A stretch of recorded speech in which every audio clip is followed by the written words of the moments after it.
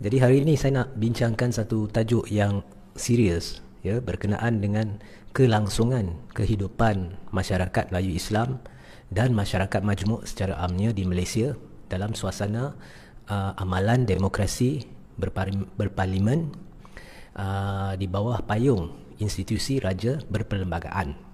Okey. Saudara-saudari, untuk menjelaskan mengapa saya rasakan keseluruhan institusi ini dan masa depan kita sebagai sebuah negara demokratik di bawah payung raja berperlembagaan sudah tergugat, akan tergugat, saya perlu menjelaskan bermula dengan COVID dan sebagainya. Okey. Tapi saya mulakan dengan membuat kesimpulan, baru saya beri penjelasan. Kesimpulan yang nyata ialah kepimpinan Tan Sri Muhyiddin Yassin serta kerajaan gandingan Perikatan Nasional bersama Barisan Nasional, ya. Ini satu kekhilafan bila selalunya orang menekankan kerajaan PN, ianya satu kerajaan gandingan Perikatan Nasional dengan Barisan Nasional, kerana di dalam kerajaan duduk MP, UMNO, MCA, MIC, PPBM dan PAS, ya. Jadi kerajaan gandingan ini perlu beredar dengan kadar segera sebab nombor satu, mereka tidak tahu ancaman yang mereka sendiri bawa berdasarkan amalan-amalan yang digunakan. Kedua, mereka penyebab wabak COVID ni menggila. Ketiga, mereka tidak tahu cara menangani wabak COVID. Dan of course, yang keempat, kita dah sedia maklum bahawa kerajaan ini sudah hilang majoriti. Jadi saya mulakan dengan COVID. Saya seorang saintis dan babak pandemik ni saya tahu sedikit sebanyak lah, babak COVID dan sebagainya. Jadi saudara-saudari ramai yang tidak tahu bahawa sebaik sebelum wabak COVID ni melanda, WHO telah menurunkan standard kepada tahap di mana sesuatu itu boleh bergelar pandemik. Sebenarnya saudara-saudari, komplikasi yang wujud akibat selsema biasa atau pelbagai selsema, ya, H1N1, H1N5 dan sebagainya, komplikasi yang wujud ni termasuk pneumonia dan sebagainya menyebabkan bilangan kematian yang jauh mencecah angka COVID. Tak percaya? Saudara-saudari pergilah rujuk data daripada sumber-sumber sahih, kadar kematian dan kadar kes penyakit-penyakit seperti denggi, selsema biasa dan sebagainya. Malah di dalam dunia ni, dalam tempoh 10 tahun yang lepas, ada banyak wabak yang telah melanda yang 10 kali ganda lebih bahaya dari COVID. Tetapi tidak pernah diadakan penjarakan sosial, lockdown dan penggunaan sistem pemerintahan di mana rakyat dipaksa membuat perkara-perkara tertentu, tidak boleh buat ni, tidak boleh buat itu. Tidak pernah. Sebab kelazimannya wabak yang disebabkan oleh virus ni, dia akan sampai puncak dan kemudian dia akan beransur-ansur menjadi wabak yang tidak mengancam seperti pada permulaannya. Dan saya percaya wabak COVID sudah pun mencapai tahap tu. Malah akan sampai satu masa, dan memang saya jangka sudah sampai masa, COVID akan menjadi satu wabak biasa ataupun virus biasa seperti virus selsema. Akan sampai satu masa, kalau dulu kita kata, hari ini saya tak boleh keluar sebab saya kena selsema, akan sampai satu masa kita akan kata, hari ini saya tak boleh keluar sebab saya kena COVID. Okay? Jadi wabak ini berdasarkan pembacaan saya sebagai seorang saintis, ianya tidaklah seperti diwar-warkan. Bahaya tu bahaya. Tidak ada orang kata tak bahaya, tapi selsema pun bahaya. Denggi pun bahaya.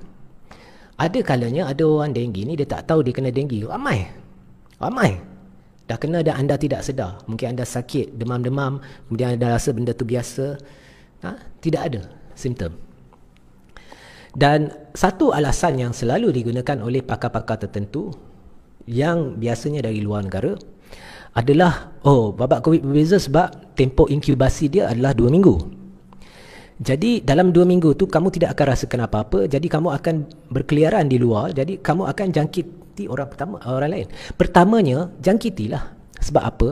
Lebih ramai yang terjangkit, lebih tinggi imunisasi. Suka tak suka, majoriti rakyat dunia akan dijangkiti COVID. Mungkin anda pun sudah dijangkiti dan sudah sembuh dan anda tidak tahu. Ya, sebab kes-kes adalah daripada jaringan yang dikenal pasti. Itu bukan angka sebenar. Ya, mungkin jauh lebih ramai dah kena COVID, malah ada yang tidak ada COVID lagi. Ya, sama seperti sesama. Jadi itu alasan yang digunakan. Tetapi banyak lagi virus yang jauh lebih berbahaya, juga tempoh inkubasi dia 2 minggu, malah lebih. Tetapi tidak ada langkah-langkah sedemikian. Jadi sebenarnya apa yang saya perhatikan adalah di dunia satu golongan elit sedang menekankan perlunya the great reset. The great reset ni banyak alasan yang diberikan, di mana apa yang saya lihat adalah ini akan menjurus kepada kalau sistem lockdown yang dijual oleh pihak-pihak ni kepada negara-negara ni yang sedang diikuti dengan membuta tuli ni, yang saya sebagai saintis, ini pendapat saya dan saya berhak beri pendapat, adalah sistem yang salah.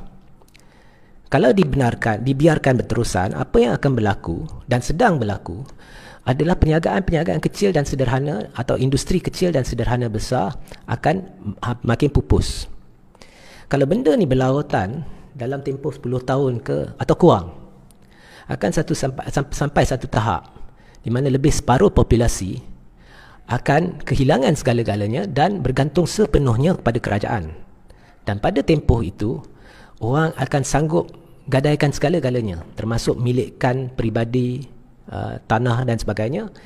Maknanya perorangan tidak boleh miliki apa-apa dan bergantung sepenuhnya kepada kerajaan.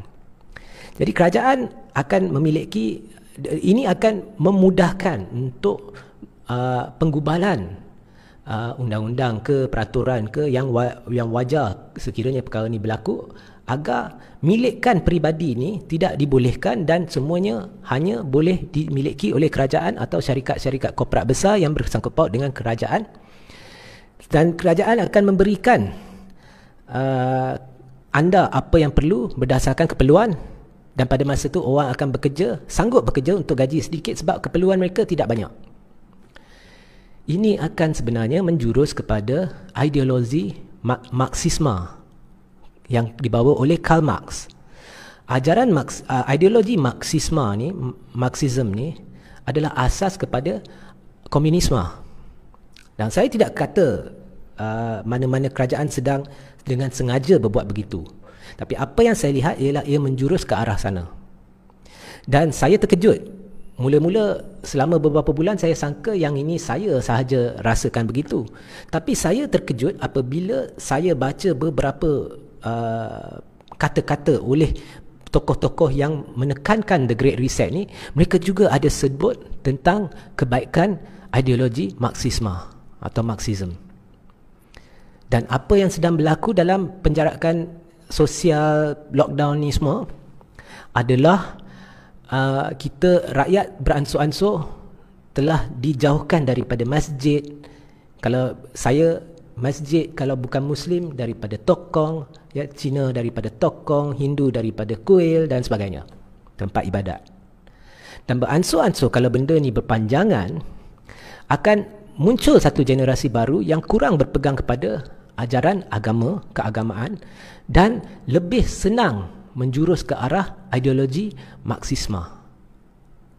Ini adalah satu bahaya yang sedang saya nampak menimpa negara ini sekiranya kita tidak mampu berdiri atas diri sendiri tanpa merujuk kepada kuasa-kuasa barat dan membuat keputusan sendiri berdasarkan satu kepakaran yang melibatkan orang-orang yang benar-benar tahu cara nak menangani wabak COVID ni.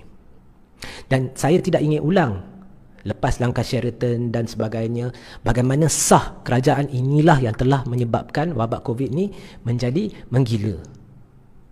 Ya. Dan cara benda ni ditangani telah meresahkan rakyat, gelagat ahli-ahli politik, dan politik tidak yang rakus kuasa wang kedudukan dan 2 darjat telah mengelirukan rakyat, telah merunsingkan rakyat. Cara Muhyiddin berpaut kepada kuasa setelah kehilangan majoriti telah menimbulkan banyak persoalan. putar belik agama, petik dalil yang dibuat oleh PAS sedang memarahkan dan memecahkan masyarakat Melayu Islam. Kesemua ini sedang menjurus ke arah kehancuran. Apabila hancur, kita menjadi banyak berpuak. Bila kita berpuak, sekarang kamu lihat, puak-puak ni sebenarnya berceramuk. Kalau kita nak cari satu puak yang benci Muhyiddin, suka Najib, suka Anwar, tidak ada. Ada puak yang suka Muhyiddin tapi kurang. Majoriti tak suka Muhyiddin, tapi dalam puak itu berpecah kepada yang suka Najib, yang tak suka Najib. Yang suka Najib pula ada yang suka Anwar, tak suka Anwar. Yang ini suka ini, berpecah. Berpecah. Tidak ada satu puak yang boleh mengeluarkan satu kenyataan yang memuaskan hati semua. Jadi, this is the new world order of divide and rule.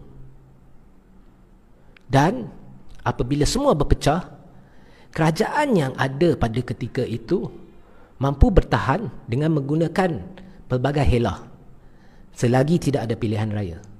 Dan bila ada pilihan raya, kerajaan ini atau puak yang memerintah ni akan hancur dan akan muncul kuasa ketiga. Dan kuasa ketiga selepas pilihan raya akan jadi kingmaker. Dia juga tidak akan menang majority, tetapi dia akan menang kerusi yang cukup banyak untuk menjadi penentu. Okay? So this is divide and rule. Dan rakyat makin resah, dan jangan sekali-kali anda takut untuk menyatakan kebenaran. Contohnya perbincangan hari ini. Bukannya saya menyela sesiapa. Saya memberi pendapat berdasarkan apa yang saya perhati.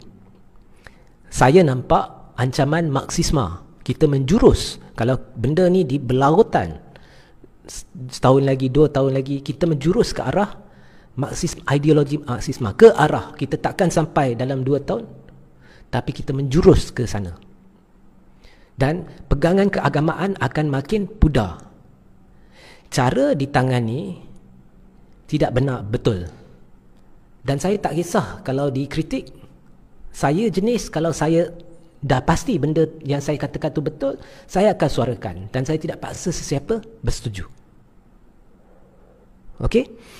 So, saya tidak nampak bantuan kepada peniaga-peniaga kecil. Contoh, saya beri contoh mudah. Okey.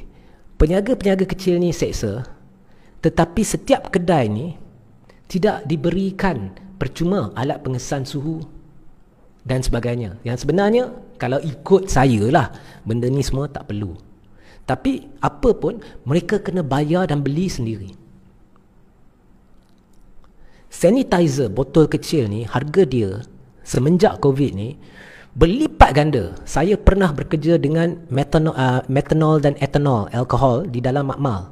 Saya tahu harga sebotol 1 liter etanol industrial grade, medical grade, saya tahu. Dengan peratus ketulinan yang berbeza, saya tahu. Dan saya tahu kalau kita letak dalam botol kecil tu untuk membuat sanitizer, botol kecil tu sampai 10, 15, 20 ringgit, dia tak akan bertahan setengah hari pun botol tu, kalau benar-benar kita nak sanitize betul-betul tangan kita. Orang macam saya pun susah nak beli botol tu. Orang-orang miskin macam mana? Ada tak nampak kerajaan bantu atau memberi tekanan? Setiap rakyat Malaysia, satu rumah boleh ambil 1 botol 1 liter sanitizer percuma setiap bulan. Dan tempat benda tu diedak tak ada. Topeng muka tak ada. Industri-industri pharmaceutical sedang mengaut keuntungan berlipat kali ganda atas ketakutan rakyat. Ada yang tanya kepada saya, ya, tapi macam mana anda nak jelaskan mengapa ICU ni penuh? Ya, memang bukan kata COVID tu tak ada, bukan kata orang sesak nafas tu tak ada. Sesak nafas tu berlaku atas komplikasi sesama juga. Sesak nafas tu boleh berlaku atas komplikasi virus-virus lain juga. Kematian dalam kes komplikasi melibatkan sesama jauh lebih tinggi. Tetapi oleh kerana ketakutan yang ditimbulkan atas simptom-simptom sesak nafas dan simptom-simptom tertentu yang nampak boleh menjurus kepada ni, sudah di ICU kan. Okey? Dan saya nampak kalau saudara-saudari tak percaya, pergi ke internet dan rujuk satu fenomena yang dinamakan placebo effect. Tak payah percaya saya. Placebo effect adalah apabila anda, ia adalah satu psikologi. Apabila anda percaya sangat bahawa anda sakit, anda akan tunjukkan simptom-simptom yang sakit yang tenat. Dan walaupun tak ada apa-apa, ada orang boleh mati disebabkan kesan psikologi itu. Dan benda ni benar. Jadi terpulanglah kepada semua orang. Tapi yang pasti saya tidak boleh terima satu pihak yang menjadi penyebab angka COVID menggila kemudian meminta kuasa lebih untuk menyelesaikan masalah itu. Dan pihak ini sedang memecah belahkan masyarakat Melayu Islam, masyarakat Malaysia secara amnya, dan negara kita sedang mudarat. Itu adalah darurat sebenar pada saya, pada hemat saya. Iaitu kelangsungan pentadbiran ni adalah darurat sebenar. Adalah kecemasan sebenar. Ya. Hari ini dah keluar laporan, hari itu saya baru dedah. Ya, Fitch Rating, pelbagai agensi telah mengeluarkan laporan yang sungguh mengejutkan tentang tahap kemunduran negara kita yang jauh ketinggalan berbanding negara-negara serantau jiran seperti Filipina, Vietnam, Indonesia, Thailand. Ya, yang juga terancam dengan COVID. Hari ini keluar satu lagi laporan, kali ini oleh United Nations, satu badan di dalam United Nations, yang menunjukkan FDI, pelaburan asing terus ke dalam negara kita paling teruk berbanding negara-negara jiran. Kita tidak akan bertahan, saudara-saudari, kalau Muhyiddin dan pentadbiran gandengan Barisan Nasional dan Perikatan Nasional sayangkan negara, mereka berundur. Tak payah lagi sesiapa minta, mereka sendiri berundur. Saya tidak percaya pentadbiran ini sayangkan negara. Saya percaya mereka sayangkan kuasa.